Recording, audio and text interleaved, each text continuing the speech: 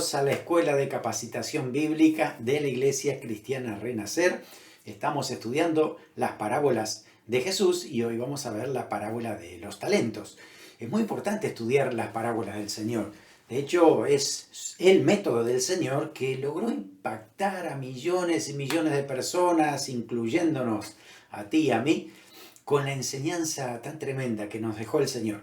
Pero fíjense que el Señor no era complicado para decir las cosas.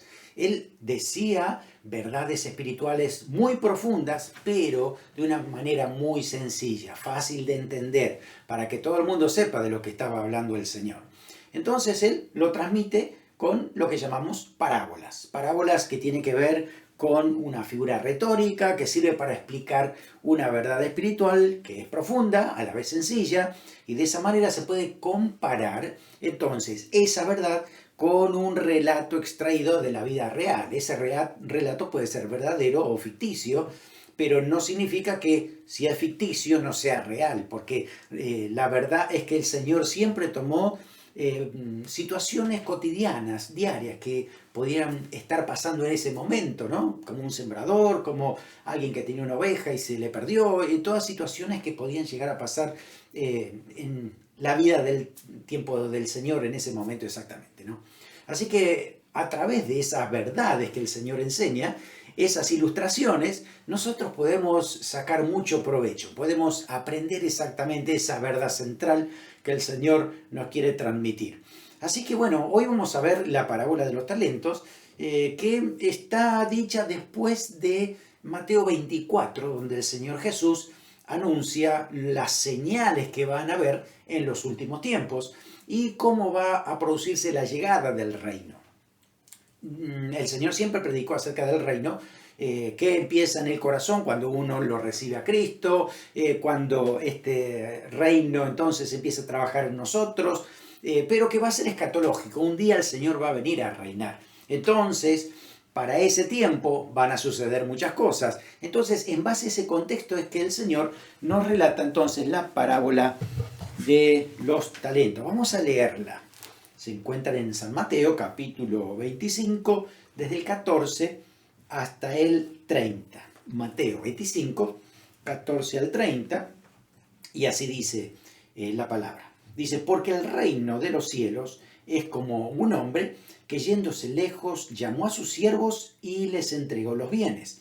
A uno dio 5 talentos, a otro 2 y a otro 1, a cada uno conforme a su capacidad, y luego se fue lejos. Y el que había recibido 5 talentos fue y negoció con ellos y ganó otros 5 talentos. Asimismo, el que había recibido 2 ganó también otros 2. Pero el que había recibido 1 fue y cavó en la tierra y escondió el dinero de su señor. Después de mucho tiempo vino el señor de aquellos siervos y arregló cuentas con ellos. Y llegando el que había recibido 5 talentos, trajo otros 5 talentos, diciendo, Señor, 5 talentos me entregaste, aquí tienes, he ganado otros 5 talentos sobre ellos. Su señor le dijo, bien, buen siervo y fiel, sobre poco has sido fiel, sobre mucho te pondré, entra en el gozo de tu señor. Llegando también el que había recibido 2 talentos, dijo, Señor, 2 talentos me entregaste, aquí tienes, he ganado otros 2 talentos sobre ellos. Su señor le dijo, bien, buen siervo y fiel, sobre poco has sido fiel, sobre mucho te pondré, entra en el gozo de tu señor.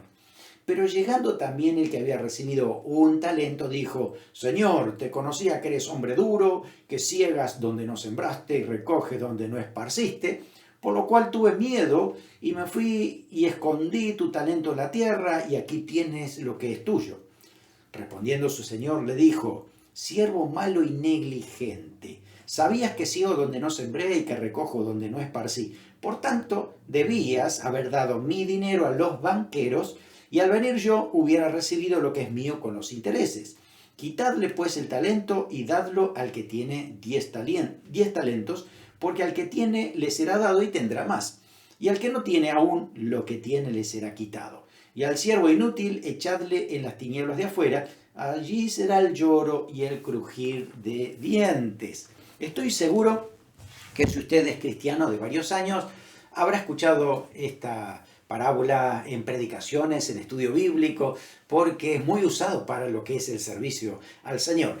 Básicamente acá hay un esquema de lo que podría ser esta parábola, ¿no? Donde hay un dueño que tiene 3 siervos, reparte los bienes y reparte 5 talentos a uno, 2 a otro y 1 a una persona. Entonces, estos 2 primeros lo que hacen es multiplicar esos talentos y después entonces van a ir a la rendición de cuentas. Este no multiplica, sino que entierra su talento y también va a ir a la rendición de cuentas. Es decir, este mismo dueño los convoca a los 3 para decir, bueno, quiero saber qué hicieron con lo que yo les di después de mucho tiempo. Entonces vemos que el primero, que tenía 5 talentos, gana otros 5. Y el que tiene 2 gana otros 2. Estos 2 dice que entran en el gozo del Señor. Pero el que tenía 1 también compareció delante del dueño y le es quitado el talento que tiene. Y dice que es arrojado a las tinieblas de afuera. Así que vamos a explicar qué significa exactamente esta parábola. ¿Qué mensaje quiere transmitir el Señor con esta historia que el Señor acaba de contar? Recuerden el contexto, que es muy importante, porque esta parábola está dentro de una serie de parábolas y enseñanzas del Señor con respecto a la venida del Señor, a la segunda venida, ¿no? Había hablado acerca de las señales en el 24, el 25, los primeros versículos, habló acerca de la parábola de las 10 vírgenes, que nosotros ya la hemos expuesto aquí en una de las enseñanzas, y después habla de otros eventos también que van a suceder en los últimos tiempos. Por eso, fíjense que esta parábola está para hablar acerca del final de los tiempos, acerca de cuando cada persona tendrá que comparecer delante del Señor. Cuando hablamos de talentos, fíjense que no tiene nada que ver la palabra talento con dones naturales o habilidades que nosotros tenemos, como tocar la guitarra, como cantar y demás, ¿no? La verdad es que no está hablando en primera instancia la parábola de ese tipo de talento, ¿no? Sino, bueno, dicho en otra manera, un talento no es un talento. ¿Qué significa eso? Bueno, la palabra griega para talento es la palabra talantón, que tiene que ver con una moneda, tiene que ver con dinero. Recuerde que la parábola después el dueño dice que tendrían que haber dado mi dinero a los bancos. Así que lo que les entrega un talento tiene que ver con una medida de dinero que también era una medida de peso. Así que un talento equivalía a 6.000 denarios. Si usted recuerda la palabra de Dios, un denario es el sueldo de un día. Así que aproximadamente le está dando el dinero de 20 años de trabajo.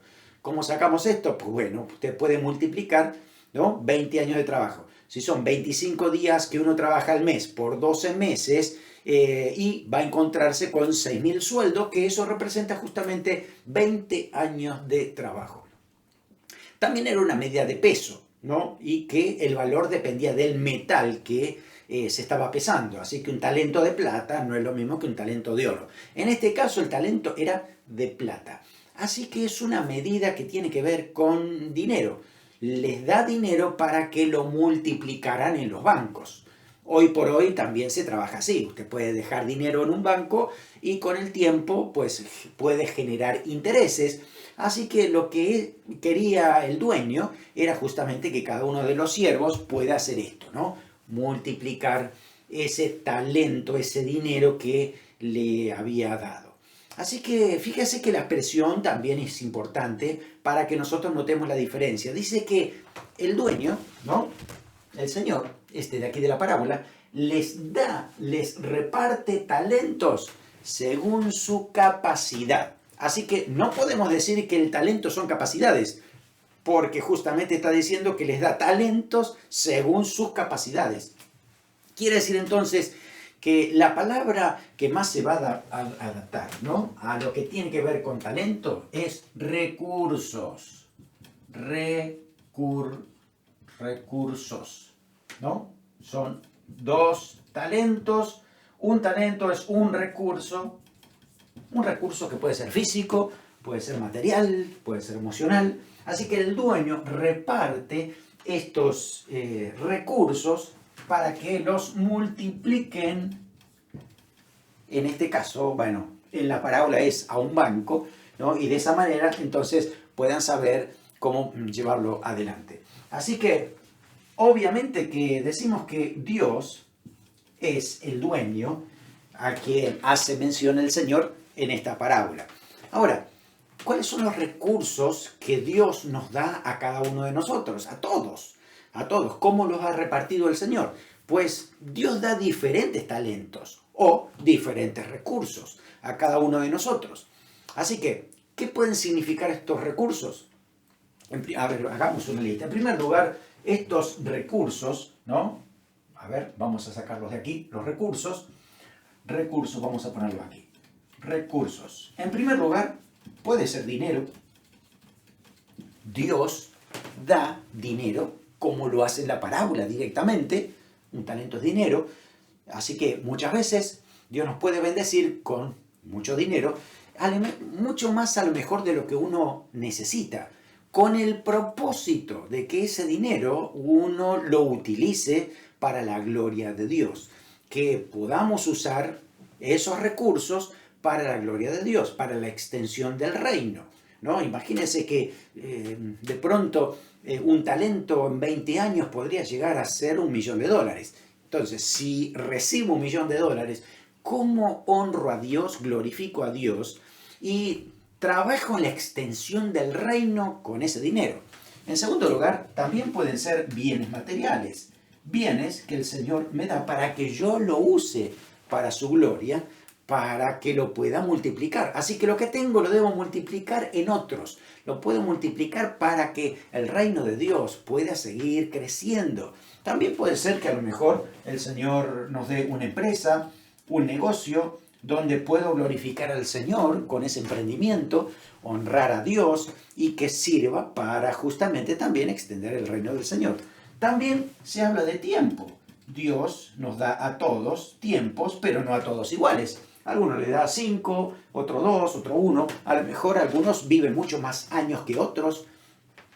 Y la cuestión es cómo honran a Dios con el tiempo que el Señor les ha dado. Dios te ha dado tiempo también a ti y también a mí.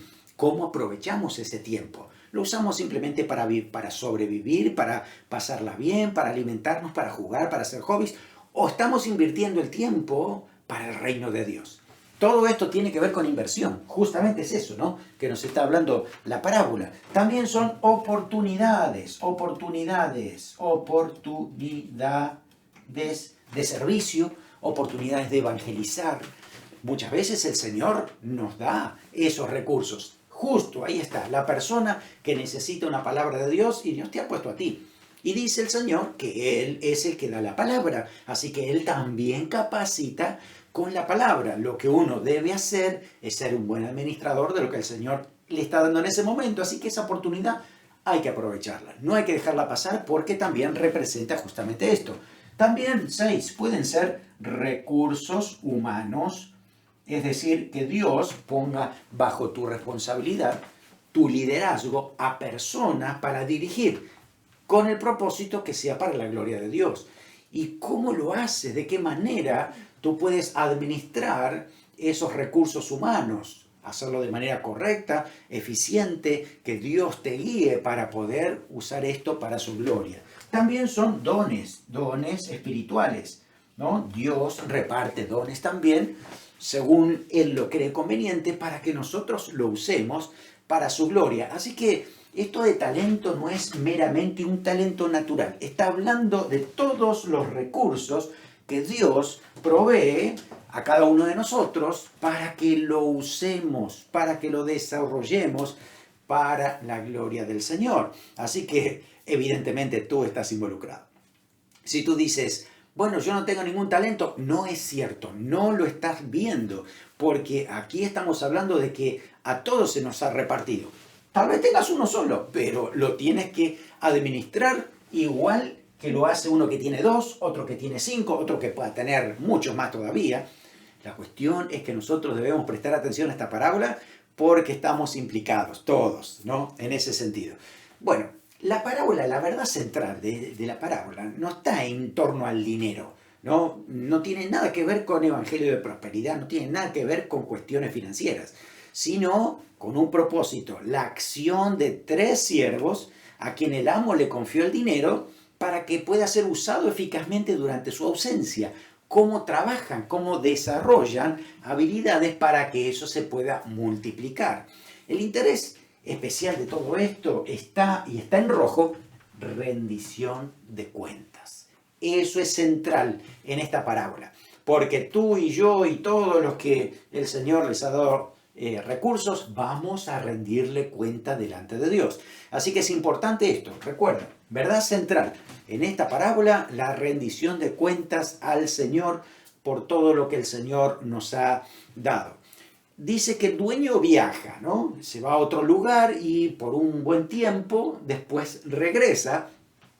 Eso es importante y necesario para que entonces los siervos puedan desarrollar sus habilidades. Y fíjense que Dios les da la confianza, ¿no? Para que lo hagan de la mejor manera. El Señor no le está dando un manual, por lo menos no está en esta parábola, un manual de todo lo que tienen que hacer, sino les da la confianza de que lo usen bien para su gloria. Usen el método que mejor les parezca, logren de la mejor manera, siempre que sea honrado, que tenga buen carácter, que glorifique a Dios y edifique, ¿no?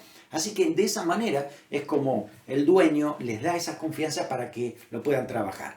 Pero uno ve que lo central de esta parábola, ¿sí?, en cuestiones de rendición de cuentas, está en el siervo negligente, el que no quiere correr riesgos, ¿no? Y bueno, es verdad, a todos se nos ha confiado recursos que, vuelvo a decir, pueden ser físicos, materiales, pueden ser emocionales, a medida que tengo fuerza, tengo creatividad y tengo inteligencia también, pueden ser recursos espirituales.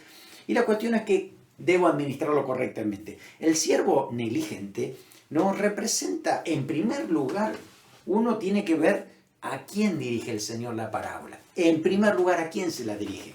Y si usted lee todos estos contextos, el contexto de todas estas parábolas, se va a dar cuenta que está hablando principalmente a los judíos religiosos. Exactamente, judíos religiosos. Religiosos. Aquellos en que se le confió la palabra de Dios y la enterraron, la guardaron, no la expusieron al mundo. Dios le dijo al pueblo de Israel que debían ser luz a las naciones. Sin embargo, por su incredulidad, por centrarse en ellos mismos, por comodidad y por tantos otros factores más, dice que ellos guardaron la palabra, la encerraron, no la dieron a conocer, y hasta Romanos dice que en vez de ser luz terminaron blasfemando, ¿no?, el nombre de Dios, y que otros blasfemaran porque ellos no cumplen lo que dice la palabra de Dios.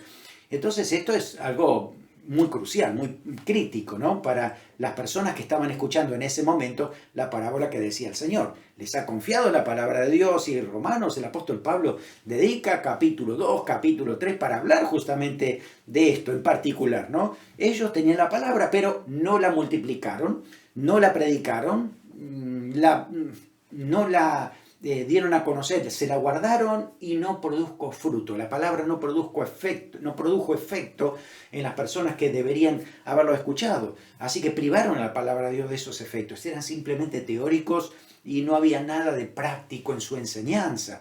Por lo tanto, son los primeros que van a rendir cuenta al Señor por esto mismo, ¿no?, por todo lo que se les ha confiado, y ellos no lo multiplicaron, sino que lo guardaron. De hecho, guardar la ley, ¿no?, representa más bien poder ponerla en práctica, pero parece que en este caso es casi literal. Guardaron la ley enterrándola, ¿no?, y guardándola bajo tierra, cuando tendrían que haberlo hecho público. Y bueno, hay que correr el riesgo de enseñarla, de darla a conocer, y no simplemente tener el control, ¿no?, y decir, bueno, esto se dice y se hace como uno quiere. Así que aprendemos en esta parábola de que Dios le da a diferentes personas diferentes recursos. No importa la cantidad, sino lo que importa es cómo se usan. Esa es la cuestión. No es que uno es más espiritual porque tiene más recursos, ni uno es menos espiritual porque le tocó menos recursos, sino la cuestión de esto es cómo uno lo administra. ¿Qué sale de nosotros para poder servir al Señor, para poder desarrollar estos recursos que Dios nos ha dado? La verdad es que Jesús nos enseña que toda fe tiene riesgos. Cuando uno dice yo creo, tiene que arriesgar. Porque si vamos a trabajar solamente por la parte segura, lo que vamos a hacer es enterrar lo que Dios nos dio.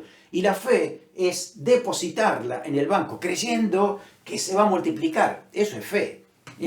Tú y yo también, si vamos a hacer eso en un banco hoy por hoy, debemos tener fe en que ponemos ese dinero y lo que nos dicen va a suceder. Pero si por miedo no hacemos eso y solamente guardamos el dinero en el colchón, seguramente en unos años, no muchos años, tu dinero ha perdido valor porque no se ha multiplicado. Es una realidad de todos los tiempos, es así, ¿no? Así que el Señor nos enseña aquí.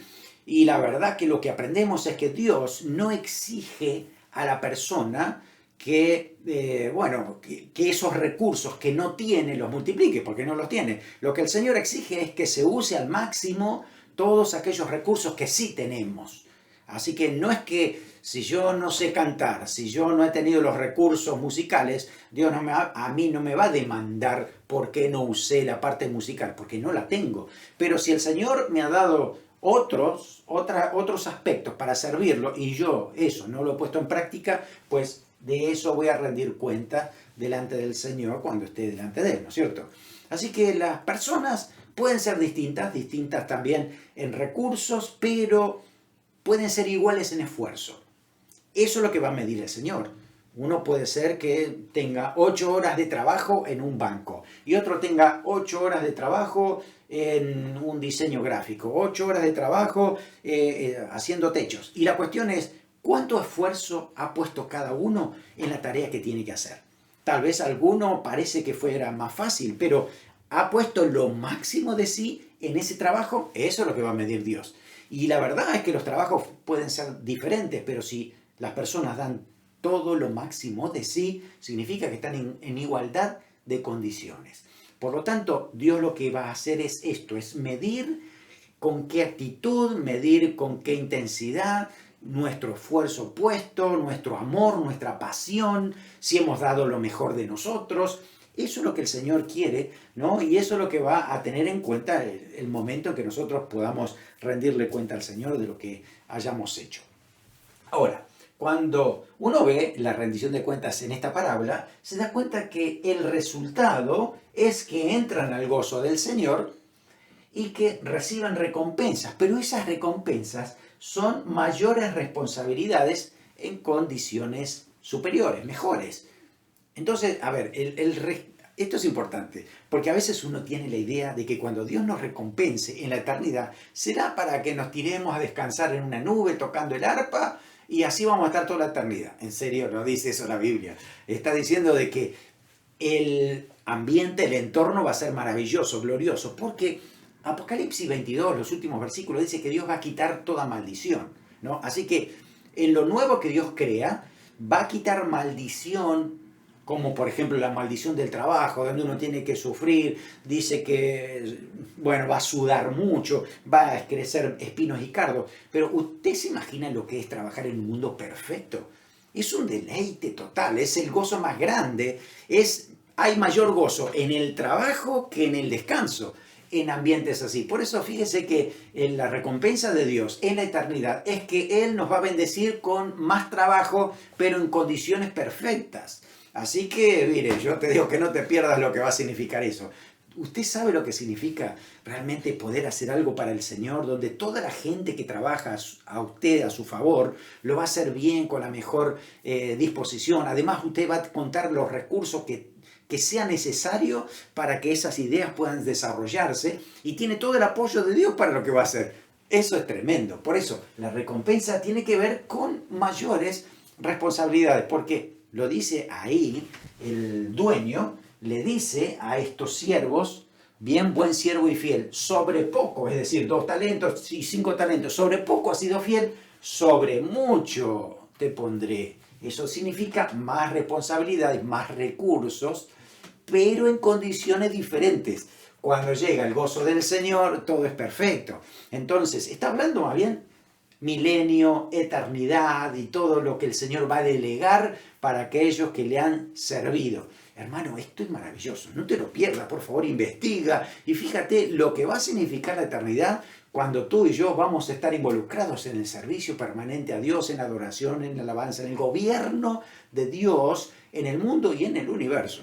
Es maravilloso, lo dice la Biblia, no es ningún invento de algún pastor. La verdad es esto, el negligente es condenado por no haber hecho nada.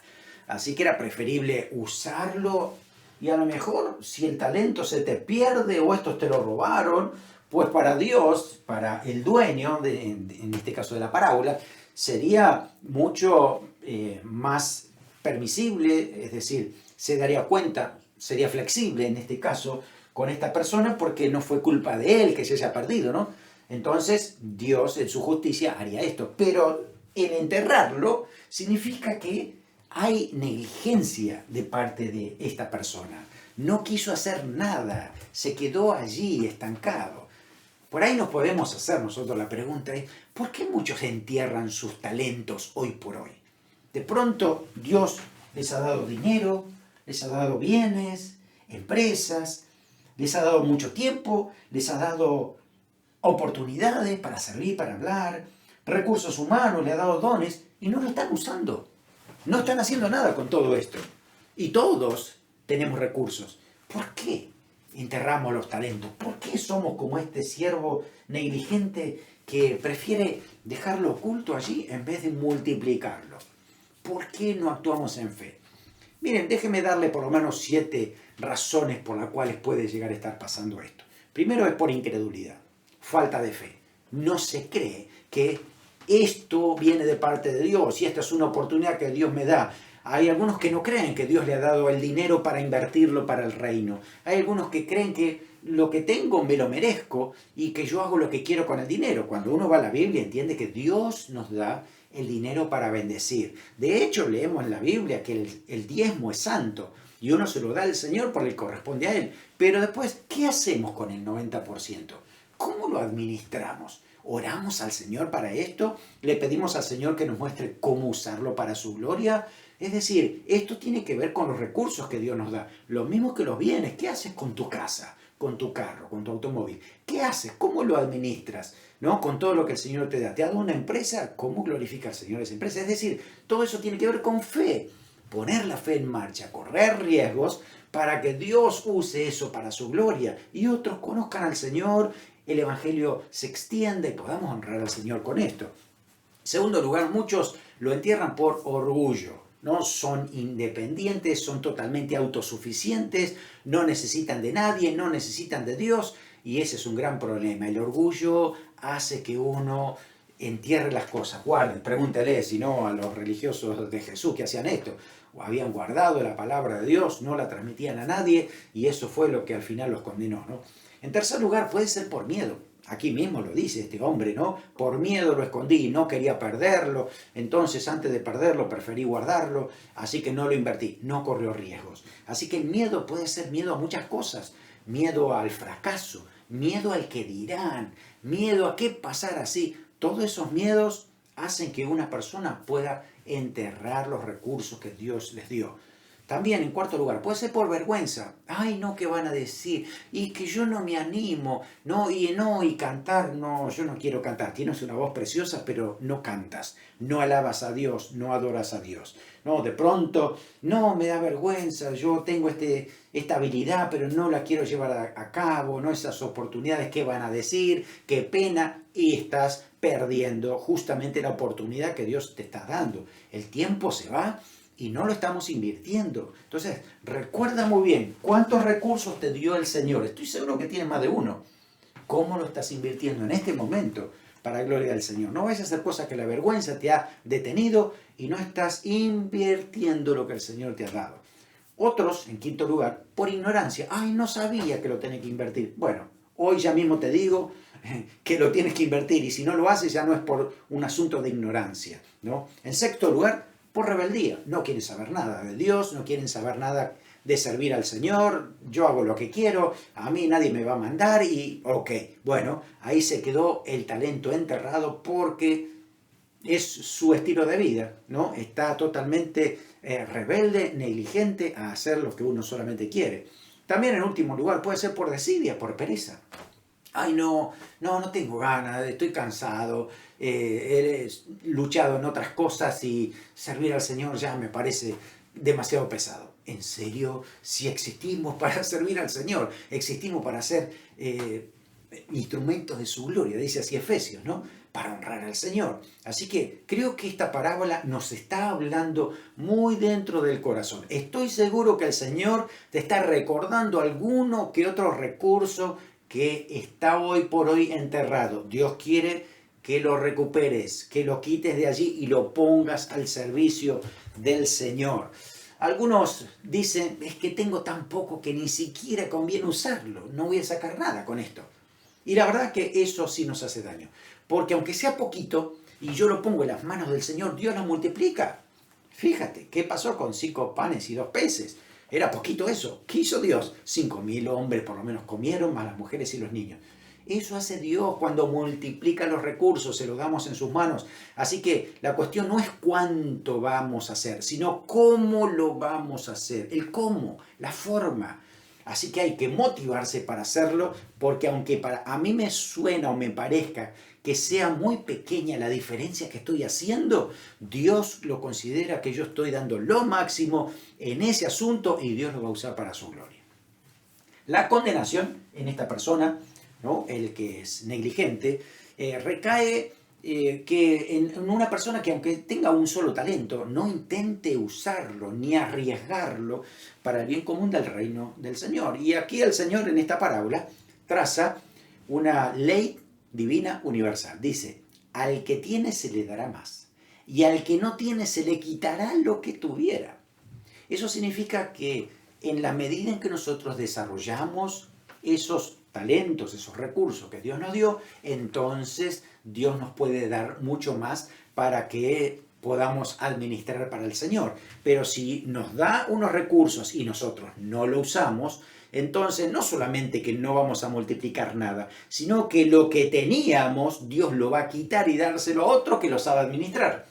Así que estamos en un gran problema, porque si los recursos Dios nos los quita, pues ya no tenemos oportunidad de servir ni de hacer nada y estamos en una grave consecuencia aquí. Fíjate lo que dice, el que hasta se le quita el talento que tiene, va a las tinieblas de afuera, al lloro y crujir de dientes. ¿Quién quiere ir a ese lugar? Pues la verdad es que recapacitemos porque esto nos está hablando bastante serio, ¿no es cierto?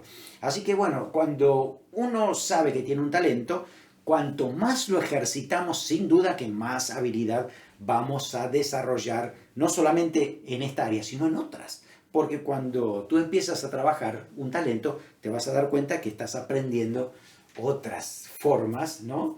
Bueno, nos está pasando ahora con la tecnología, ¿no? Hermanos o hermanas que están desarrollando sus dones de liderazgo, por ejemplo, se dan cuenta que necesitan usar Zoom, ¿no? Así que están aprendiendo ahora programas de Zoom y así sucesivamente. Es una cadena de cosas que uno sigue aprendiendo y sigue usando esos recursos para la gloria de Dios. Pero si no lo usamos, lo perdemos. Así funciona también con todas las cosas en esta vida, ¿no? Pasa por un deporte, por ejemplo. Si uno no practica un deporte por 2 años y después quiere salir a jugar profesionalmente, no me diga que le va a salir bien porque va a ser un desastre, ¿no? Lo mismo pasa con un talento musical. Mire, si usted toca la guitarra y está al día, puede estar varias horas tocando. Pero si hace rato que no toma la guitarra, usted la agarra, empieza a hacer nota y toca 15 minutos, sus dedos empiezan a doler porque le falta el callo que tenían antes, están duros los dedos, no hay destreza y eso es porque no se están usando justamente ese talento. Lo mismo cuando uno tiene que pensar ideas, el cerebro también se embota y si uno no lo ejercita no va a haber ideas, ¿no? Lo mismo cuando uno hace cosas manuales, se da cuenta si no está usando esos recursos de una manera diaria, permanente, regular, entonces vamos a perder también esas oportunidades, esos recursos y al fin también las habilidades, ¿no?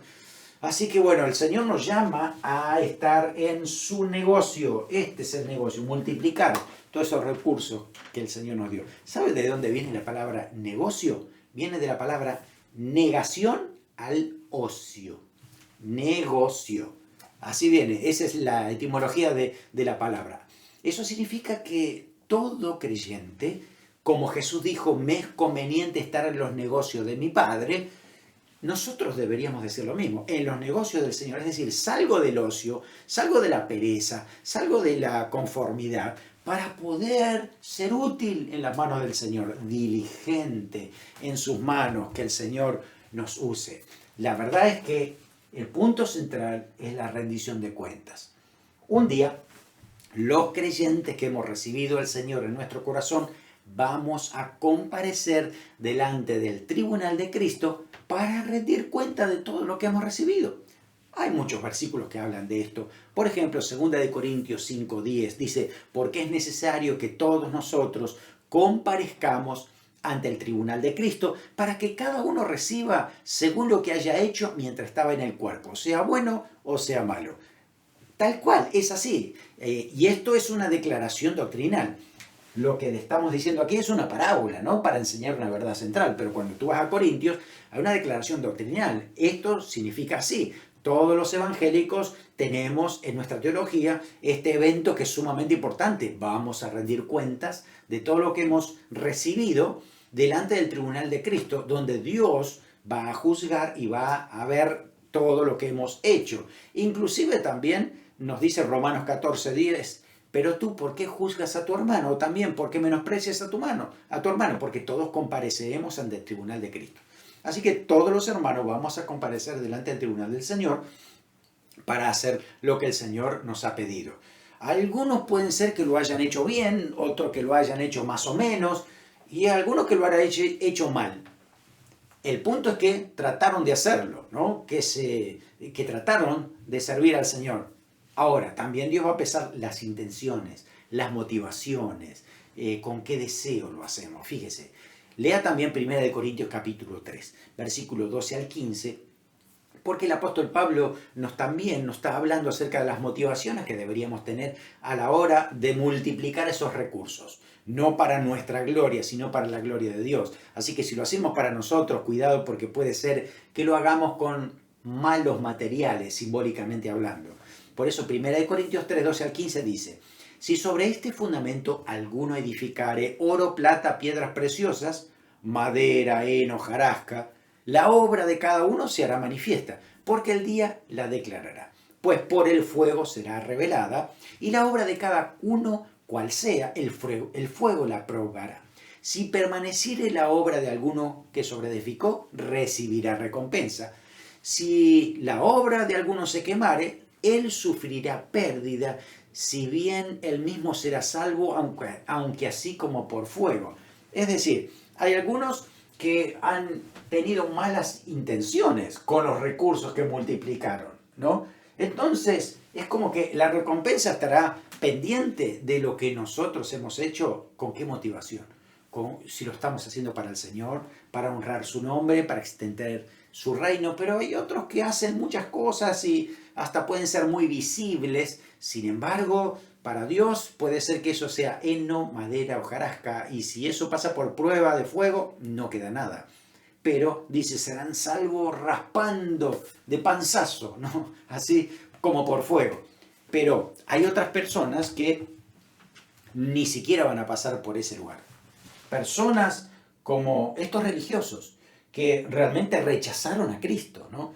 Así que van a otro tribunal, no van al tribunal de Cristo de recompensas, sino al gran trono blanco que aparece en Apocalipsis 20, del 11 al 15. Dice esto el apóstol Juan.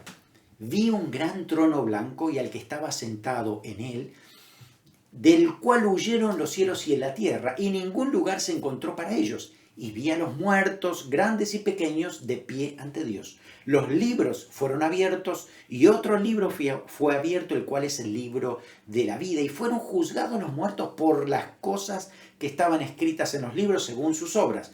El mar entregó los muertos que había en él, la muerte y el Hades entregaron los muertos que había en ellos. Fueron juzgados cada uno según sus obras.